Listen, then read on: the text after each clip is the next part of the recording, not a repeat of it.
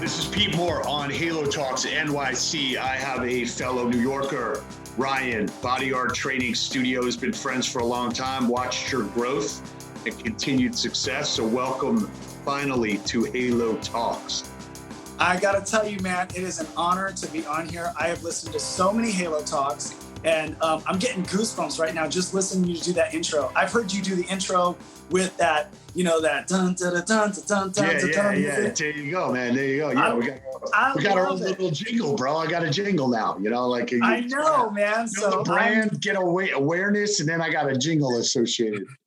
I got to tell you, I'm thrilled to be here. Honestly, I've listened to so many Halo Talks and found them so informational and educational. And, everybody from Jeff Schneider to Hillis Lake to Dan Lee and nice. Colin Gordon, all these people are just super luminaries. And you, my friend, are like, the kingpin. So it's an honor to talk to you today. Awesome. All right. Well, let's jump into it. And why don't you give your personal background, and then we'll talk about the Broadway ecosystem and how that affects the fitness industry, especially in New York City. So fire away. Yeah. My background actually was a professional dancer. I did a lot of film and television. I worked with Beyonce and Black Eyed Peas. I did a couple of movies, the Step Up 3D. And as a dancer, I started to realize the toll that this profession was taking on my knees, on my hips, on my back. If you lift dancers over your head, this is like a consecutive deadlift, a consecutive bench press. And right. So you do this, 8-10 times a week, and it starts to wear on your joints. And so I started to really look into preventative measures that I could take to mitigate the collateral damage that dancing was doing to my body. And this is what was the genesis or the catalyst for my becoming involved in bodyART. And I'm so passionate about helping people, whether they're dancers, martial artists, whether they're spinners, whether they're yogis. I really am passionate about helping people continue to do the things that they love to do, and at the same time prevent injury and also reduce pain, because these are the number one reasons why people are not able to do the things they love to do. Sure. So you found bodyART, bodyART found you. I've been to a couple of your investor presentations. I know plenty of people that, swear by it as, a religion, if you will. So talk about the genesis of that. And I find it anything that spawns out of a personal frustration usually creates a company versus somebody like, hey, there's this cool stuff going on in the fitness industry. Let me kind of shish kebab together some kind of cycling and dance and kettlebells and so on and so forth. It's got to have like a unique DNA to it. So talk to us about bodyART. Yeah, I'm so glad that you just used the word DNA. This is something that I think is so intrinsic to having a mission and having a purpose. You have to really understand the DNA of what you're doing, and the specificity with which we approach movement in the bodyART world is very much informed by understanding a principle of balance. And bodyART comes from understanding that we have Western science, which is rooted in physical therapy, biomechanics, anatomy, and kinesiology, and many resources with regard to data and research-driven studies. On the other hand, you've got literally thousands of years of traditional Eastern philosophy and Eastern medicine, and looking at the underlying principle, which is balance. And how do you help people create balance? And understanding that if you don't create balance in the system, then you will inevitably have injuries. You will inevitably have overcompensation. So what we do is taking the Western science of physical therapy and then the Eastern philosophy, understanding the balance between dynamic, passive, really intense contraction, engagement, and then complete and total passive recovery. And this is where bodyART comes from. It's an understanding of Western science and then Eastern philosophy to help bridge that gap. Got it. So when you bring on trainers, how in depth do they need to get into the Scientology of the, of this, if you will? So, I definitely seek out instructors that have a baseline knowledge with regard to anatomy, kinesiology, and biomechanics. That doesn't necessarily mean that all of the trainers are actual physical therapists. In fact, we have a great network of physical therapists who work in a clinical capacity around the country. And we work synergistically with these medical professionals. The interesting thing is that what we do is primarily preemptive, and it's designed to prevent injuries. But injuries are inevitable, and when you do have an injury, then you need to work one-on-one with a professional physical therapist, and it's tailored, bespoke to your needs. So it's kind of like a dance. You've got the prevention, and then you've got the post-trauma rehab. And so again, we work really well in both capacities. Is any of this covered, or do you think it's going to be covered soon by, health insurance groups where they're going to say, hey, a bodyART class, and we'll pay for that because you getting injured is going to cost us, 50 times what it costs for us to pay for a class? Yeah, we've already had a number of collaborations with academic institutions, whether it's Columbia University Medical Center. Right now, we're working in conjunction with UCLA, which is a stress lab, looking at the effects of stress on the system. And so bodyART as a tool, which allows you to mitigate things like high levels of stress, high blood pressure, definitely could be integrated into a wellness or a well-being, an approach to well-being that definitely would have significant benefit with regard to workers' compensation and insurance premiums. I think that's definitely something on the horizon. So during the pandemic, you've been doing some curated content for some pretty big brand name corporations. So talk a little bit about how that evolved, how you feel about doing things virtually. And, obviously there's a vibe that you get inside of a bodyART class, which is somewhat cathartic and somewhat energizing and also spiritual. So how do you feel about the virtual, presentation of that, and some of the groups that keep coming back to you now and saying, hey, I need some more modules, and being almost like in the back end of production versus kind of, being the performer, if you will, live? Yeah, the in-person experience is always going to be intrinsically part of our our human beingness. Right. And that's never going to go away. And the virtual, it's funny because in the health and fitness world, we always talk about supplements. I actually was just doing a podcast 2 days ago, and one of the questions that came up was, with regard to supplements. And the thing is, supplements and supplemental nutrition, by definition, is not the core of your experience, right? These are things to enhance. And so that's the way that I look at digital content. I think that the virtual space can serve as being absolutely wonderful supplemental content. But at the end of the day, we've had this whole new series of classes that we do outside in like 20-degree weather, which is, not unlike, I know that you play hockey or you're a goalie. So obviously, you know that athleticism is not negated just because the temperatures are colder, And so we found ways to continue to safely offer this real life in-person experience, and at the same time offering supplementary digital content. I think, I was listening to, actually it was a Halo talk a weeks ago, and I don't remember who was saying it, but understanding that we have all of these digital tools, whether it's Zoom, whether it's Instagram Live, whether it's platforms behind a paywall, and all of these serve as tools of engagement.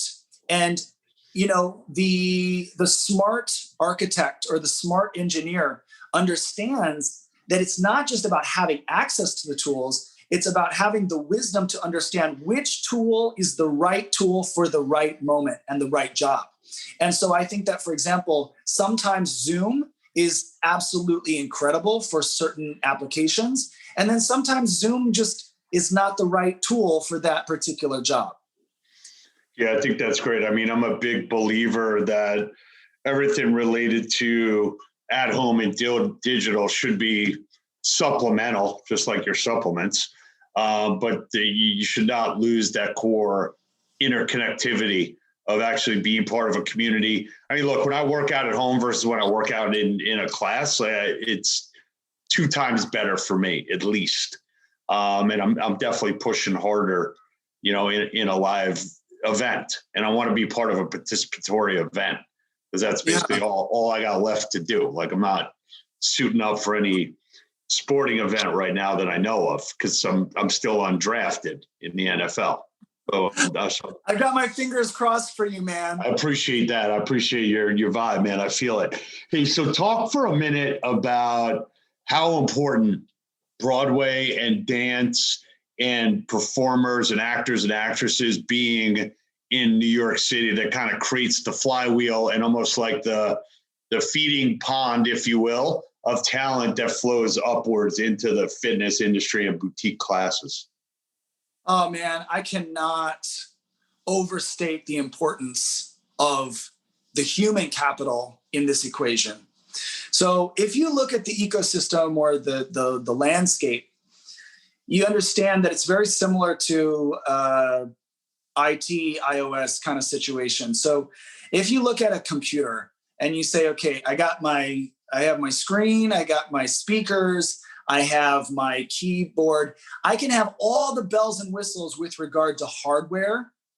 And if I don't have software to run on the hardware, my hardware is useless. And so there is this synergistic connection between the software, which is the actual instructor, and the hardware, which is the brick and mortar, whether it's the digital platform. I mean, all of this essentially represents the hardware, but the software is A, the instructors, and B, the customer service experience that people, the UX that people engage with when they come onto your platform or they walk into your studio. And this is something that I talk about all the time with my team. I love that I love the software analogy. That's great.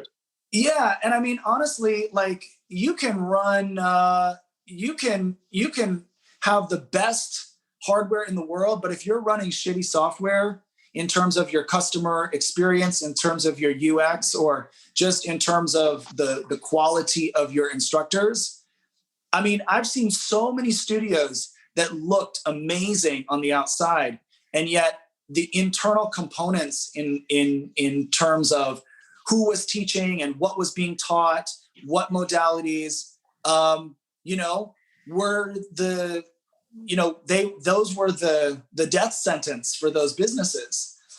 And with regard to, my world straddles both of these ecosystems. I came from the entertainment world, and I understand the power of art, music, entertainment, film to grab people's imagination, to grab people's attention. I mean, that's why if you watch a really great movie and then you look at your watch and you say, oh my God, I mean, it's 4 hours later. How did that happen? And that's because of the art. That's because of the ability to grab your attention and take you on a journey, right? And the realization, and I think that sometimes people on the finance side, in terms of conversations that I've had with investors, they tend to underestimate the importance of that aspect of the equation. But again, as I said, going back to this idea, like if you don't have software, it doesn't matter. I mean, that's been one of the fundamental things which has been so interesting about watching Peloton's exponential growth, is that it seems like from the outside that Peloton understands that their hardware, which is the bike, and their ability to stream content is as important, if not more important or less. I mean, there's an equality there because they also understand that they have to value the content of their instructors. There's an equilibrium there. I'll just say that. So they understand that what they're putting on the screen, what they're streaming, is as important as all of the bells and whistles and how fancy the screen is.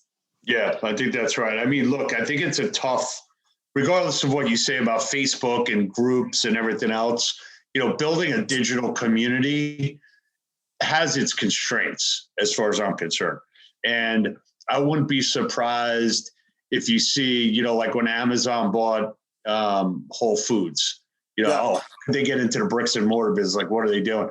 They'll probably be launching like delivery drones off the top of like Whole Foods at some point, right? So at some point you need like a land-based presence. I wonder if the evolution of fitness, potentially includes Peloton, trying to buy, maybe they buy SoulCycle. Maybe they understand that, hey, look, our digital presence is great, but I actually want to touch people, in a way that's localized and not just relying on, through the screen. So I think it could be interesting. And like I went online the other day, I bought something from Target, and I got it delivered, 2 hours later from the store, so I think there's going to be a meshing of bricks and mortar and digital that could be the right equilibrium, as you say, of like, bring the talent to me, but don't just rely on the screen. Like, I want more than the screen. We'll see how it evolves. Yeah, I mean, right now the biggest consideration for most consumers is still safety, right? Mm-hmm. So I think this point can't be overlooked, which is there is a shift that's happening. There is a paradigm moment here, and yet at the same time, there is a fundamental difference between ordering an inanimate product from Amazon and having it delivered versus the relationship that you cultivate with another human being, whether that's your personal trainer, whether that's your instructor, whether that's your fitness icon, et cetera, et cetera. So I think what we're really talking about here is when you think about product, you're thinking about how many units can I move and how can I maximize the number of units that I'm selling. Mm-hmm. But when you try to use those same metrics and you start to talk about something like relationship, it becomes actually, I think in some ways, counterproductive, right? So if on one hand we have an inanimate object, but on the other hand, we're talking about a relationship. Right. If you're trying to talk about how do you scale relationships, that's something that I think needs to be answered by each and every customer or each and every company. Because I know that for me, the answer is Seth Godin always talks about SVP. Are you familiar with, SVA, I think, smallest viable audience. Mm-hmm. And one of the things that Seth Godin always says is like, if you're in the business of relationships, you need to find out what is your smallest viable audience to be a successful business, but understand that simply looking to maximize profit margins might in actuality decrease the quality of those relationships. And it goes back to actually what I was talking about before, which is understanding balance. And anytime that you take something to an excessive level, you're going to have drawbacks and you're going to have a dilution of the quality of your product. Yeah, it's interesting. People talk about all these metrics, lifetime value of a customer, or like, hey, I went through my data analytics on my 300 member studio, and I stop, and I usually stop them and I say, well, what do they actually say when you talk to them? Like, forget about like what this software tells you your analytics are. Like, I want to know, you only got 300 people.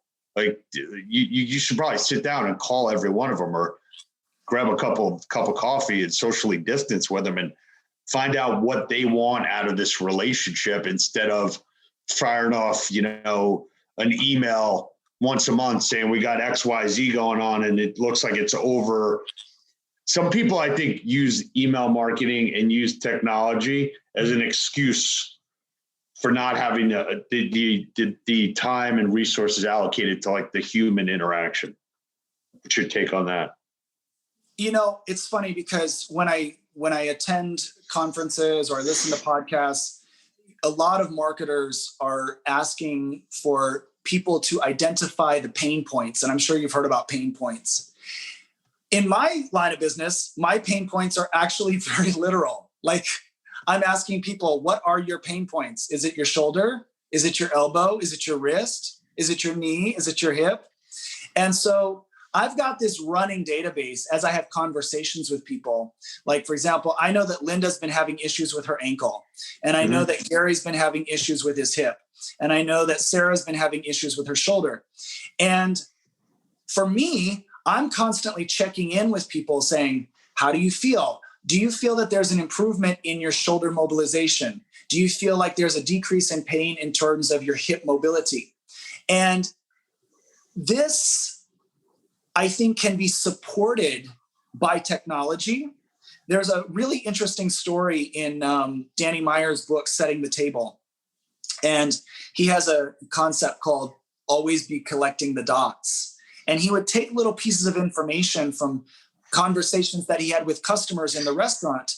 And he said that back in the early 80s, they had these giant books. And he would keep meticulous notes about, this person went to the University of Michigan. And anytime that person would make a subsequent reservation, he would always review his little notes from conversations that he had before. And he said it was one of the key indicators or one of the key points for their initial success. People were so unbelievably shocked that Danny would remember these things about that relationship that he had cultivated. Now, he said that technology, and this is a perfect example, technology now allows him to do everything that he was doing just much faster. So now, instead of writing it in hand manually, they type it into a database. And then when the reservation is made subsequently, a little note with all of the information pops up. So again, we're talking about supplementary application of technology rather than the technology replacing the root essence or the DNA or the core of what it is to have a relationship with another human being. With you, 100%.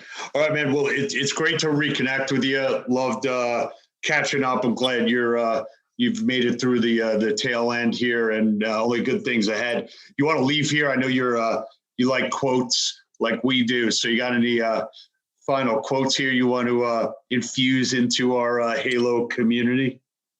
Absolutely. I mean, this has probably been my mantra for the entire pandemic. I mean, it was a quote that I loved before, but now it's taken on such deeper significance for me. And it's a quote by Arthur Ashe, the tennis great. And he said, start where you are, use what you have, and do what you can. And I feel like this has been such a guiding principle for me because especially in this particular time where there is so much uncertainty. And if anybody tells you that they got a handle on what's going on, I think they're full of shit. Everybody's dealing in some capacity with uncertainty. And so the best that we can do is really be vigilant about the things that we do have control over. And so taking stock every morning of where I am, what do I have at my disposal that I can use, and what are the things that I can do, I think is just, it's a really powerful and simplified way of being effective as you navigate uncertainty. Start where you are, use what you have, do what you can. All right. And an ace or a winner down the line always helps a little, right? So swing for the lines and the fences. All right, man. It was great to see you. I look forward to meeting you up in person when I get back to the city, and keep doing great things. Thank you, my friend. It's a true honor to talk to you. Take care. Awesome. Bye-bye. Thanks, Bob. Later.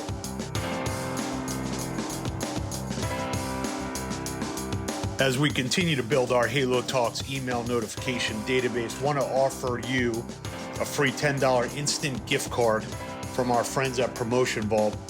Also to show you how easy it is to offer your members and prospects and clients the ability to get desired actions out of them and reward them in real time. Go to halotalks.com, put your email address into the pop-up box, see how it works, get a free $10 gift card from us, and keep listening and making everybody great.